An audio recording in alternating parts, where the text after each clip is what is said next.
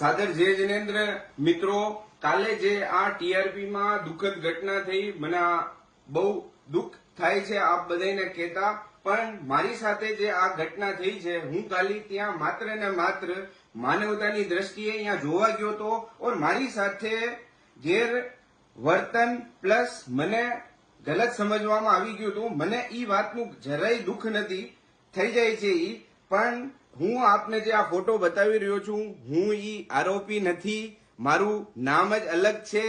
હું આપને મારા ડોક્યુમેન્ટ બી બતાવું છું. આ મારા ડોક્યુમેન્ટ છે. અંકિત સંપતલાલ સાંખલા મારું નામ છે. હું આપ બધાય મીડિયા પાર્ટનર જેટલા દેશ વિદેશમાં, રાજકોટના, ગુજરાતમાં, આપ બધાને નમ્ર વિનંતી કરું છું કે આ વિડીયો જલ્દથી જલ્દ આપ હટાવો. આમાં મારી ઓર મારી ફેમિલીના માટે બહુ આ ખતરનાક સાબિત થઈ શકે છે.